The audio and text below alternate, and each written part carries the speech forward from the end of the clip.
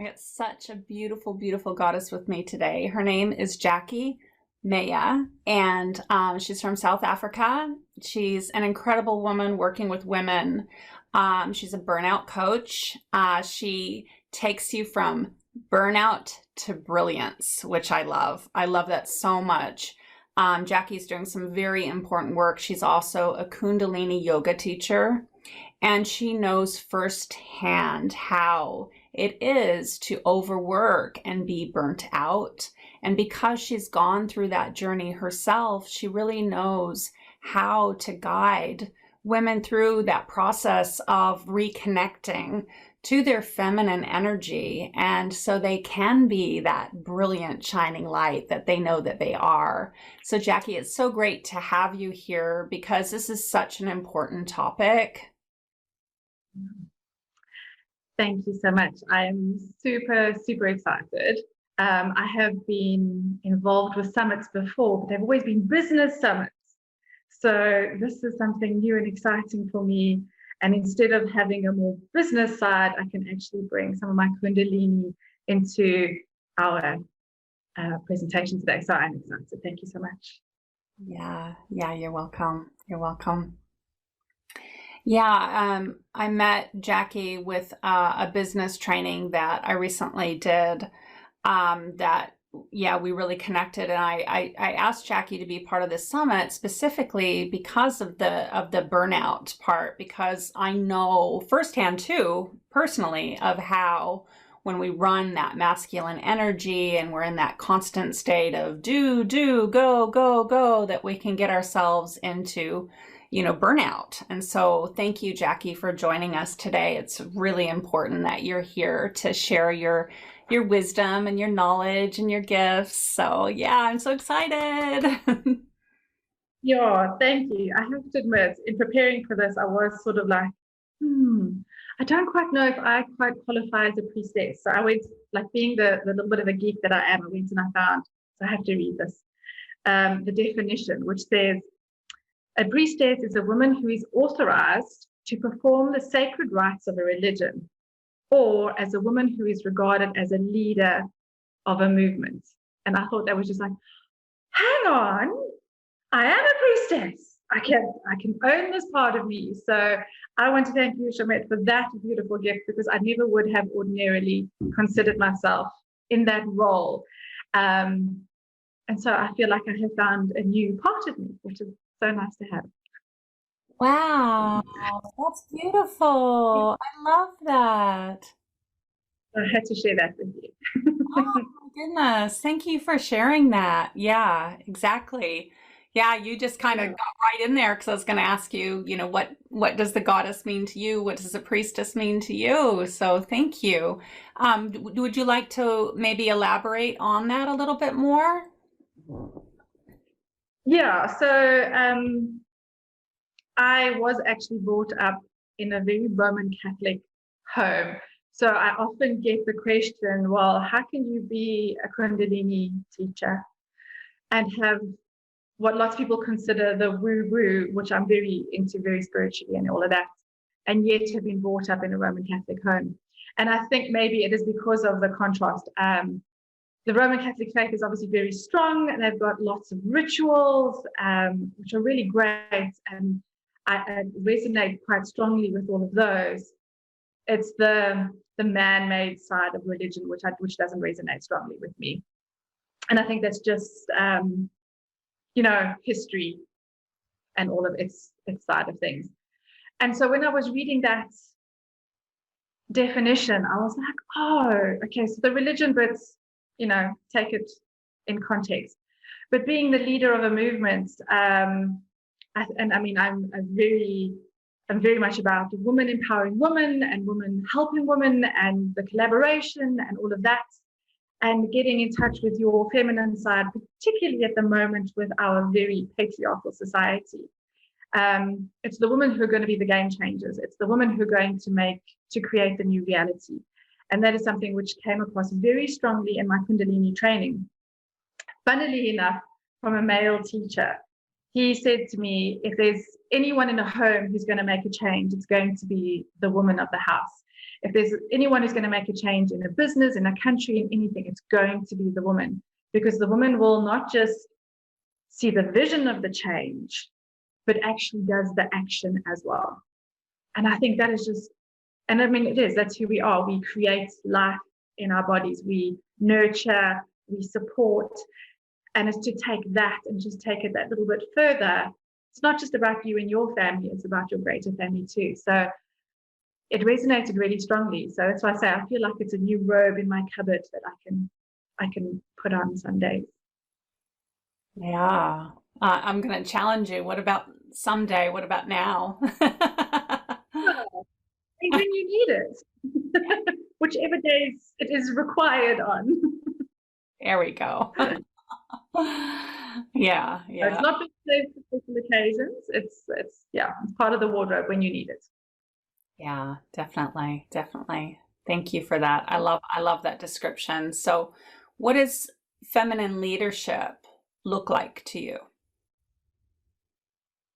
Oh, that's a very good question. So I spent 17 years working in a male-dominated corporate industry. And if you know South Africa's history, there is a lot of, in the last 20 years, there's been a lot, and it's been amazing to watch, a lot of transformation going on with regards to race and gender and equality. And it's been phenomenal that in such a short space of time, so much can happen. So I was working in this male-dominated industry in this time. And I thought that women coming into that sort of space and proving that they could be the same as men, could do the same as men, were up to the same task as men, that I used to think was female leadership. Now I'm completely probably on the other side of the spectrum now, having gone through my burnout and adrenal fatigue, come out the other side and realized that does not work. Women are not meant to function as men function. And that's just how it is. So accept it, embrace it. And in actual fact, women as leaders are more about, and there's a beautiful meme about it as well, like supporting one another and fixing up another woman's crown rather than telling her that there's something wrong. And I think that for me is what it's about. It's that support. It's about creating the change, seeing the vision, and doing the work, getting your hands dirty if you need to. And yeah, I say supporting one another, because that's where I think there has been a disconnect for a long time too now, is that men have always shown us the way. They've been in charge, so to speak. And it's time now for the women to actually say, you know, that doesn't work. Let's show a different way and do it together as a collective. Yeah, thank you. I love that. Yeah. I'd love to hear a little bit more about your story, you know, your story of adrenal fatigue and burnout, and then your awakening into your brilliance, because obviously you are brilliant. So I'd just love to hear your story. Yeah. So yeah, as I say, I worked male-dominated industry for 17 years, and I was good at what I did.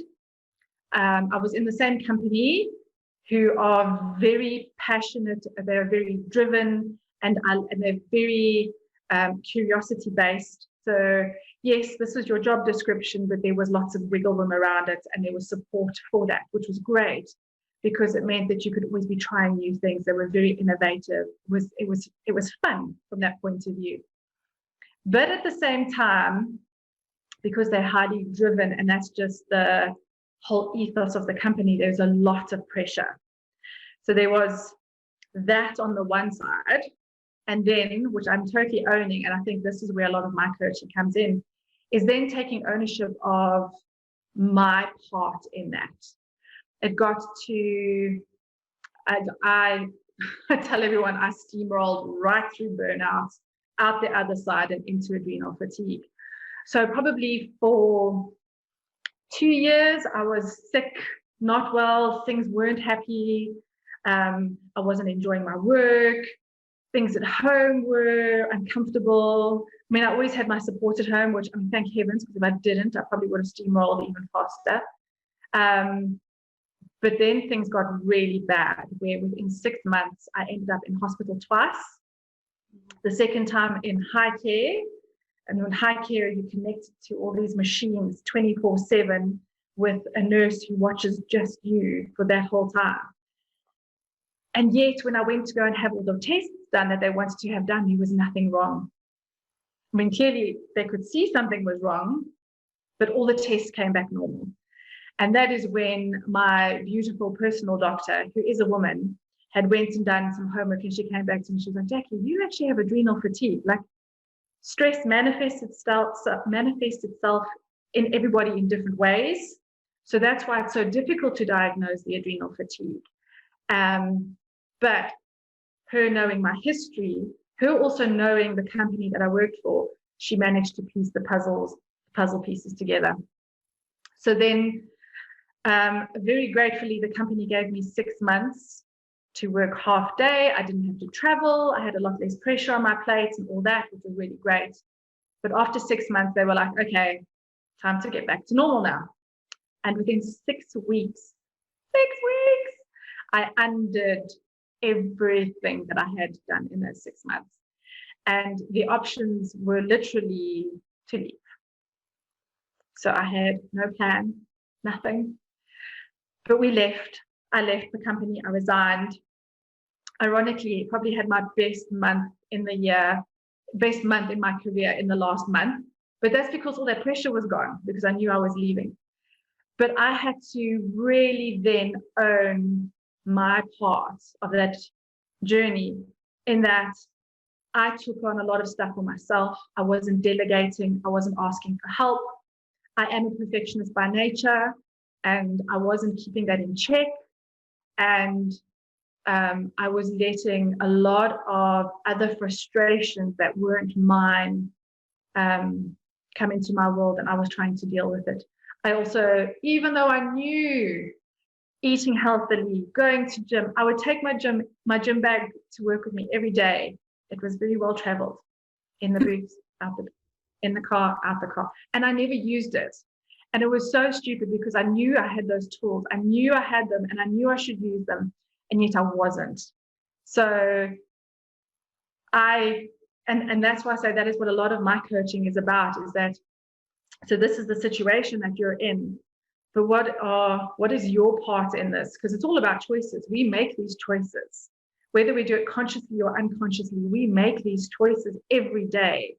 And how are we contributing to that burnout, that adrenal fatigue? And how can we change our patterns, change our habits, so that we don't go down that road? So it was a long lesson. It took me a good 2 years to recover from adrenal fatigue, but I am in such a stronger place. I am living my passion now. I get to work with women, which is amazing. And I've got to help so many amazing women. I've crossed paths with so many amazing women. And this, especially in the last 6 months, has been like my calling. That this is what I need to do. This is my area of expertise. This is where I can be of the most service. And it is very much what is needed at the moment. Yeah. I know. I actually know quite a few women that have undergone adrenal fatigue. So yeah, I'm so happy that you're doing this work. How did you have the awakening into knowing that this was the next step for you? I wish I could tell you. So, as I say, like the last 6 months have been very much my calling. Before that, I was coaching women as a life coach, which I thoroughly enjoyed and was really great. And then in South Africa, we had lockdown. So we had a hard lockdown for 3 weeks, which then got extended, I think it was to 6 weeks. But then there was various levels of lockdown. So we stayed at home, and I'm very grateful to say that I live on a farm here in South Africa. So my children had loads of space. We had lots of space. We were out in nature all the time. So very grateful for all of that. And somewhere in that, I was doing a meditation, I was writing, I don't know, I can't actually even tell you what I was doing, but I just had this like, and it was like a light bulb moment, like you see in the cartoons, a little light bulb. So as far as I'm concerned, that's just a download from universal wisdom. It was like, Jacqui, this is what you need to focus on. You need to focus on burnout. That is your niche. That is your area of expertise. And every step of the way, it has just been reaffirmed, reaffirmed, reaffirmed through everything I've done, through conversations I've had. So it's, yeah, once that, it was like a switch. Once it was flicked, that was it. Yeah. Yeah. Well, I love your burnout to brilliance. I love that. I love it so much. Yeah. Yeah. It's well, you don't want to just recover. I mean, just recovering from burnout is not enough. no. You want to feel like yourself again. You want to be your own person again. Yeah. And that's your brilliance. Yeah. Yeah. Mm. Wonderful. Yeah. Great. Thank you. Thank you so much. And so can people find you on your website, and like do you work online as well? Yes. So I do have a Facebook group for women called Burnout to Brilliance. So quite easy to find. I'm also on Instagram, which is @burnoutcoachjacqui. And then, of course, I do have a website. It is almost finished. Jacqui, when you've got that finished, just send me the link and I'll add it to the summit information, as well as your Facebook group link too. I can just add it. Yeah. We'll send you all those. Yeah. So it had to have a bit of a revamp because of me being niching down into the burnout. So we are almost finished, which I'm super excited because it's also such a beautiful page and it makes me feel happy looking at it. So yeah, great. Well, your work is really, really needed. And so if you could talk a little bit more about the connection of your work and the energy, like the redemption of the feminine spirit and the masculine energy as well, because I know it's all tied together. Oh, yes. So what's also interesting is how I also call myself an intuitive coach, which is such an interesting thing. I was talking to another coach the other day, also a coach for women, and she was amazed at how I can tap into that intuition and find the right set of skills and the right tools that are needed, the right conversations to have with each person with each of my clients that I deal with. And I feel like that intuition, which is very much a feminine thing, for a lot of us has been squashed. And it's been squashed out of us just as we have grown up as part of societal pressure. And it is interesting how I've spent time with quite a few women, slowly but surely developing their intuition again and getting them to trust that intuition, and how that has been such a game changer for them. And I feel like, I mean, I teach the yoga too, and I love teaching yoga to women. And yet, when there's a man in the class, the whole energy shifts and it is beautiful. So I actually enjoy teaching men, but I like having men and women in the class because there is a balance. And I don't know if it's just because these are men who are awakened and so they come to yoga because they're called to it, or if it would be with any men, but there's always just that, it's just such a beautiful balance. And I think going forward, if we can teach our children to find that harmony, that balance between the male and the female, everything is so much easier. Because it's like there's like a sweet spot to find that balance. I suppose if you kind of think of like a seesaw that kids play with, they always try and balance it. And there's that sweet spot where you can find that balance. And I don't think that the feminine should be stronger than the masculine or vice versa. I think we need to harness both. But with women nowadays, we spend a lot more time in our masculine just because of the nature of society and how things work at the moment, that we need to find that feminine to bring the balance back. I do. I feel like everything is just out of kilter a little bit. And so women doing this work and tapping into their innate intuition for me is super exciting, because it means we are shifting that balance. It's getting stronger so we can get to that sweet spot. Yeah. Yeah. And so my next question is, what does the awakening mean to you? Oh, so I feel like that is different for everybody. Just like everyone has their own journey, everyone has their own awakening. And I feel like you even have more than one if you're open to it. I feel like I've had more than one. And they're probably like different degrees as you're working your way through consciousness. So for me, an awakening is that feeling of something happens, you're very present, you're there, you're not worrying about tomorrow, you're not in fear, you're very present at that moment, very connected. And it's like this aha moment. You just have this deep knowing that you are where you are meant to be, that you're doing the right thing. And it's like I say, it's just such a strong knowing feeling inside of you. And it's more than just a physical feeling. And I think that we all go along our own path, and we all experience it at different times, and there will be different triggers for it, which is what makes it so exciting. So when you're coaching, you can see the different triggers on different people when they experience that.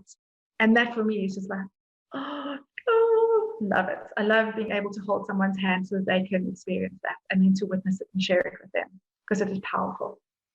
Yeah. So powerful. Thank you. Thank you. That's beautiful. I love that. That's so true. I feel like I've had several awakenings too. Yeah. Yeah, absolutely. And I embrace every single one of them. Yeah. Yeah. Mm-hmm. And I don't know if you found this, but like some of them are like, awakenings, and some of them are like kind of rude awakenings. Like, oh, you know? I didn't see that before. Wow. So I feel like I've had my fair share of rude awakenings. So now, whenever I set an intention or I manifest in something to the universe, I'm always like, with love and compassion, please. Can I have this, but with love and compassion, please? Because yes, I've had enough rude awakenings. I'm sure there's still a time and a place, but I feel like for now at least, universe, please be kind and give me a break. I love that. I love putting that intention out there, huh? Yeah, that's good. Quite right. We can do that. Yeah. And I feel like it's part of my healing journey. And imagine if we all treated each other in that way, as one human to another, how much more wonderful. So that's why for me it's like, okay, with love and compassion, please, universe. So I'm going to treat everyone as much as is possible with love and compassion too. And hopefully so you're vibrating in that frequency, you will attract that frequency too. Yeah, beautiful, beautiful. Love that so much, Jacqui. Yay. So you had a delicious offering to make as well for the All Access Pass. So would you like to explain that a little bit? Absolutely. So I have been a Kundalini yoga teacher now for 10 years, 10 years this year, but have been practicing for even longer than that. And it was actually interesting because I fell into Kundalini more by accident than anything else. And when I first started doing my training, I was actually convinced they were a bunch of weirdos and I wanted nothing to do with them. But I promise you. But being the person that I am, I was like, no, you've started this journey, you have to finish it. And I'm so glad I did, because being able to teach Kundalini and being a part of the Kundalini community is one of my favorite things in the whole wide world. I get so much joy out of it. And of all of the yogas that I've ever practiced, it is the most powerful, and you can get results quite rapidly if you're open to it. So I am going to gift everybody a beautiful kriya, which is just for support for the adrenals. There are these tiny little glands at the top of your kidneys that nowadays work way too hard because we spend so much time in fight, flight, or freeze mode. And so we end up with our adrenals and our cortisol levels just throwing out of the system, which then of course means that all of your hormones go out of whack as well. And it's just this horrible downward spiral. So if we can give those adrenal glands that little bit of support, then it helps to keep us in balance. It helps to keep our nervous system in balance, our hormones in balance, which means our digestive system stays in balance. So it's really beautiful, and I would love to share it with everyone. Yay! Oh, I'm so excited. I'm so excited to do it. I'm like, yay. So I do have to have the disclaimers that for anyone who's never done Kundalini before, it does seem weird. Yeah. But it really is powerful, and it is amazing how well it does work. So you have to try it. Only when you've tried it can you say yes or no, you don't like it. Yeah, I agree. I remember when I first stumbled upon Kundalini, I was like, why do they wear all white? And wow, this is a lot of breath work. And I remember thinking, this is really weird, you know. However, I felt great afterwards. And I was like, wow, it's very effective. And every Kundalini class I've gone to, I'm just floating when I leave. So it's very effective. Yeah. And love the adrenal support. I have a question for you, Jacqui. If someone is having really, really difficult periods, like, I mean, really difficult, and they're really tired, is that possibly a sign that there might be adrenal fatigue? It's definitely a flag, without a doubt. As I say, because your cortisol and your adrenal levels then go out of sync. So it literally becomes a snowball effect where your hormones are out of sync, your metabolism then, because also when you're in that freeze, fight, or flight mode, your body redirects your blood away from your digestive system, away from what it considers non-survival mechanisms. So digestion, reproductive systems, even your brain, blood gets rerouted away. So it goes to your heart, to your lungs, and to your legs, because you're now going to fight or run. Okay. And everything else. So of course, the more time you spend in that space, the longer it's going to take for your body to go back to what it should be in harmony. And so it definitely is a flag that there may be something going on, and it's definitely worth checking out. Yeah. Thank you. Thank you so much. Yeah. Could you maybe just list some of the signs, you know, that you know, are flags for adrenal fatigue, so that people that are watching could kind of assess where they're at? Yes, absolutely. So as I said, stress manifests itself in different ways in different people. So there's quite a lot of symptoms, but for the most part, so having your hormonal system, so your period, it obviously does depend if you are on contraception or not, because that will also add to it. But if something is wrong and things are out of sync, that's a potential flag. If you have just around the belly, that little bit of flag that you just can't get rid of, that's often a sign as well of adrenal fatigue. Brain fog. Oh my word, I used to have a notebook that I carried around with me everywhere because I couldn't remember from one moment to the next what I was doing. You know, that feeling when you walk into a room and you're like, can't remember what I'm doing here. So I did. I had a notebook I carried around with me everywhere. I wrote everything down. So brain fog, another huge one. Migraines and headaches. Also just unexplained physical pain. So for me, I had this terrible pain just in my one shoulder, which is why I was actually rushed into high care, because they thought I was having a heart attack. And in women women express a heart attack differently to men. It tends to be in the arms that they experience it. And because it was like in my chest and my arms, that was why they rushed me into high care. Tired, it doesn't matter how much sleep you get, you're just always tired.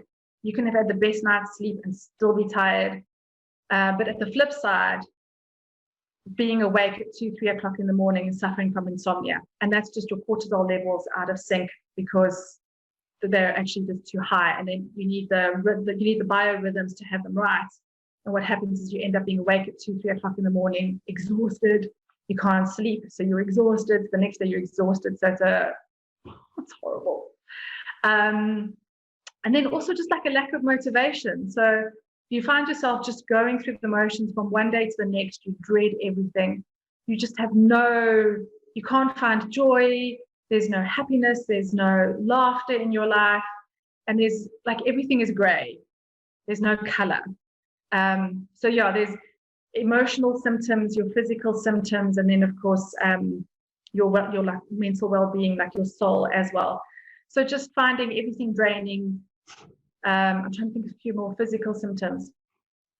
Those are the main ones, really, but they do manifest in different ways. But I think if you find that if you flag even 4 of the ones that I've just gone through, it's worth then doing a little bit of homework or a little bit of reflective work to see if maybe you shouldn't be worried.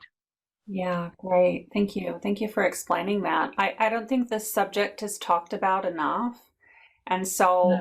Yeah, exactly. All of you that are listening, and if you have all of those symptoms, contact Jacqui. She knows how. She's been there. She's done it. She's healed herself from it. And now she's full of energy and full of vibration and brilliance. And so she's your woman. She can help you. Yeah. Thank you, Jacqui. So my last. And it is. Yeah. It's not been spoken about. And it's actually something that we need to make a normal conversation, because we probably all experience it to some degree at some point in our lives. But if we're having a normal conversation about it, then you're not like, oh, am I alone? Is it just me? You're like, oh, hang on. So-and-so has also been through this. Let me find that support. Let me see what they did to help them. And that's what a large part of my mission to do is to normalize the conversation around burnout. Yeah. And so your support page too, your support group is for supporting women that are going through burnout. Yeah. It's really important to have support so you don't feel alone. Yeah. Yeah. And I think probably a lot more women and men that are going through this and maybe just don't know what it is. Yeah. 100%. Yeah. I've actually had a few conversations with women who've then been like, oh, I think I have burnout. I thought there was something wrong with me. Like, no, there's nothing wrong with you at all. You just need some support now. So let's give that to you. So I've had lots of interesting conversations around it. Yeah. I know that you have been an amazing person in my life to just reflect that back. And so I consciously now make decisions that lead to, like, is this going to lead to burnout? Okay, I don't want to go down that road. So I'm going to take the weekend off and I'm going to go and nurture it. This is what I did this last weekend. I took the weekend off. I blocked out my schedule. I went to a spa and I got a massage and I just laid there and read books and it was amazing. And I thought of you, Jacqui. I was like, this is what Jacqui would tell me to do. Yeah. And I think part of it is we're so conditioned, women and men, to be doers, to go, to succeed. And so to actually take that time, you feel like you're being selfish and you feel like you're, being lazy or, and actually it's quite the contrary. So yeah, it's really interesting. And especially for women, if you think about like the Red Tent as a book, that whole message through there is that, yes, there is a time for work and then there's a time to just be and to recover and to nourish, because that's what a lot of the red tent is about too, is like really getting in touch with that feminine and nourishing it and sharing experiences with other women and helping them and being their sounding board, and that we have lost. And I think it is a beautiful thing to have and to harness. So yes, we definitely are overdoers, but I think it is out of necessity in previous generations where you had to be productive to make things happen. Like if you think back through the industrial era and all those, like you had to be seen to be doing something. And we're almost like coming back full circle now to actually part of being highly productive is also knowing when to nourish your body, nourish your soul, take the time out, relax, reflect. And I am definitely much more productive doing those sorts of things than being on the go all the time. So also a really good lesson.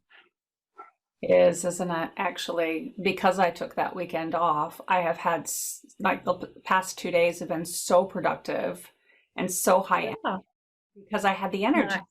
So really important. Yeah. Thank you for reflecting that back and just walking it and living it, you know, walking your walk, talking your talk, and like that just seeps out of your energy field. Like you've never actually told me do this, do that, but I think of you when I'm doing it, you know?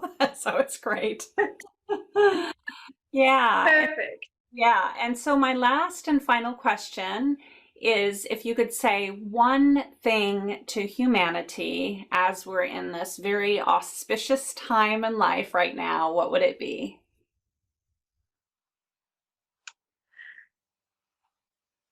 I think it's to be kind. So be kind, obviously, to yourself, but be kind to others, and it's because we don't always know the other person's journey. We don't know what they're going through. But just be kind. Like you don't need to add to their load. And the same for yourself. If you're going through a hard time, you've made a mistake. We all make mistakes. We are human. Instead of chastising yourself and flogging yourself, so to speak, just like, you know, you made a mistake. It's okay. The world's not come to an end. Be kind to yourself too. Imagine yourself as that little 10-year-old who you would never chastise. You want to support them and love them and be as loving and kind as possible. So just see yourself in the same way and see everyone else around you in the same way too. That's like my mantra, is just to be kind. Yeah, I love that so much. That's a really good one to remember when someone cuts you off in traffic or, you know, someone jumps in front of the line at the grocery store. It's like, stop, pause, be kind, especially during Christmas holidays, right? Yeah. The Black Friday that we've also just gone through. Yeah. Yeah. Thank you so much, Jacqui. And I'm so looking forward to the Kundalini yoga for the adrenal glands. Yay, what a treat. Thank you so much. Yeah. Yeah, no, it'll be really great. I'm super excited. And what I'll also do is make sure that I give everybody options as well. So it doesn't really matter what level of yoga you do, if you're a complete beginner or if you've been doing this for ages, you've got the options that you can pick and choose. And I kind of feel like that's always the best way to do it. So I will make sure all those options are there and available for everyone. So don't be scared if you've never done yoga before. Yeah. And if you've never done Kundalini yoga, this will be such a treat and a great entryway into an incredible practice that will boost your immune system, make you feel good. I mean, I always feel like I'm radiant afterwards. I just feel so good and energized. Yeah. Thank you. All that beautiful breath work. We've got these two big, beautiful lungs. We're going to put them to use and energize that body. Yeah. Well, thank you, Jacqui. Have a wonderful day. And thank you, everyone. Yeah. Is there any last and final words you'd like to say? Yeah, I think like I've really enjoyed this interview, and I've really enjoyed, like I did a little bit of prep work beforehand as well. And I think for me, I always follow my curiosity. And I always find if I follow my curiosity, I find lots of little moments of joy and little moments of like little miracles along the way.